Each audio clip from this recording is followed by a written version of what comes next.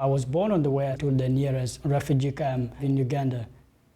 My family had to flee South Sudan because of the war.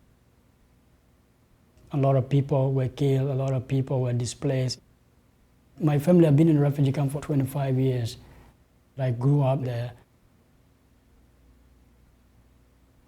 This was my house up there. The best way I can describe being in a refugee camp is like being locked in a room alone. You actually don't know what is happening outside. For us as refugees, we didn't have that inspiration. And there were a lot of organizations giving us food to eat. The organization did give us clothes.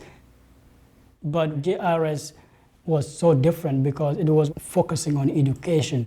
I remember when JRS is going to distribute textbooks or uniform, that day we'll all go to school because we really love books. We really want to be able to learn. It's more than just realizing your worth. Without education, you cannot understand who you are and what you can be able to bring to the world. JRS was able to inspire people to see the potential in them. And that's why my mother worked so hard to actually go and save money for 3 years to buy for me my first computer.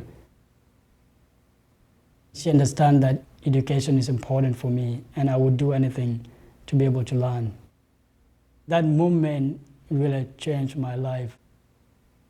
From living in a refugee camp to running his own business in Washington, D.C. Lual Mayen. Lual Mayen. Please welcome Lual Mayen. Thank you so much. Thank you so much. A new video game that premiered today may be like none you've ever seen. Right now, I'm a game designer, developer, and I'm the CEO of Junub game. I want people to have empathy on refugees, for them to understand what they go through.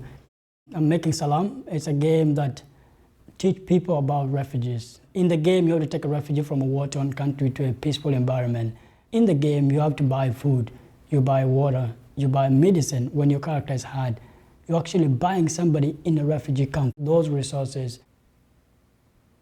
I'm creating my foundation to be able to educate refugees with technology and building a technology center in Uganda, in the refugee camp that I grew up in. We can be anything we want to be as long as there's an opportunity for us.